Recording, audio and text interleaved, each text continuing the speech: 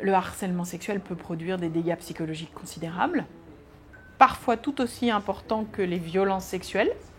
Je ne suis pas en train de dire qu'il y a une gradation entre le harcèlement et le viol, même si le viol est plus grave parce qu'il est sanctionné pénalement plus lourdement. Mais les victimes sont en état d'inégalité psychologique. Il n'y a pas deux victimes qui se ressemblent.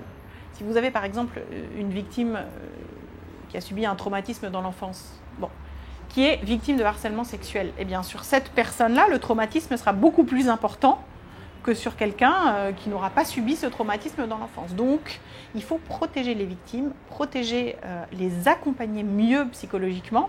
Ça veut dire d'abord faire en sorte que lorsqu'elles portent plainte, il y ait des associations compétentes pour les écouter. Et deuxièmement, il faut qu'elles puissent être accompagnées, soit tout au long du procès quand il y a procès, soit tout au long de leur vie après la révélation de ce harcèlement. Donc ça veut dire d'abord dans le travail.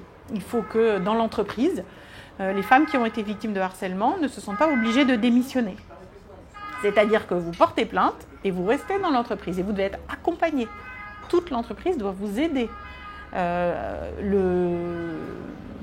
Le rôle des associations est essentiel, mais les associations ne sont pas dans les entreprises. Donc ça veut dire qu'il faut que dans les entreprises, les syndicats se saisissent du sujet. Il faut faire la prévention du harcèlement. Il faut dire ce que c'est que le harcèlement. On ne sait pas exactement. Alors la difficulté du harcèlement, c'est que c'est un peu évanescent. Est-ce que quelqu'un qui vous dit t'as une belle robe aujourd'hui, vous harcèle, pas exagéré non plus. En revanche, si c'est un supérieur hiérarchique qui, prenons un exemple, une bretelle de soutien-gorge qui dépasse, attrape cette bretelle de soutien-gorge et fait une remarque, ça commence à devenir compliqué.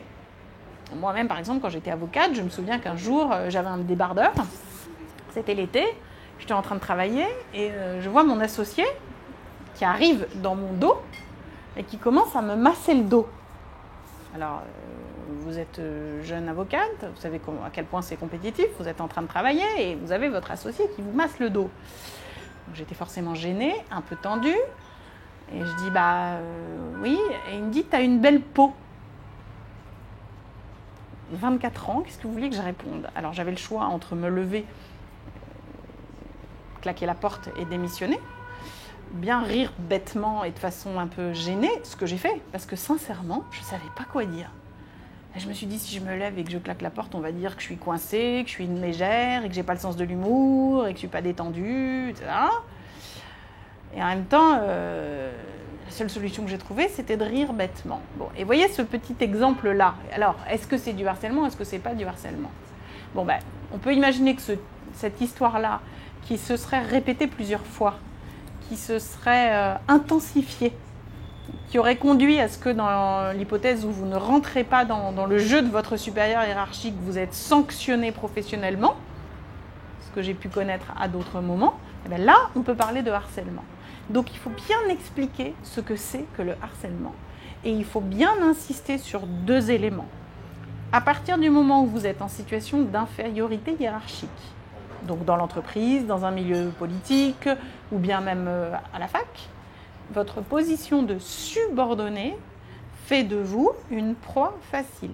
Donc, à vous de savoir être vigilant, de savoir résister. Et puis, à partir du moment où ça vous fait souffrir, où vous estimez qu'il y a une violence qui est faite, qui est une violence psychologique, et qu'on essaie de forcer votre consentement ou de vous sanctionner pour de mauvaises raisons, c'est là qu'il faut réagir. Mais il faut garder la mesure aussi. C'est-à-dire qu'il ne faut pas tomber non plus dans l'excès inverse, mais je crois qu'on en est loin.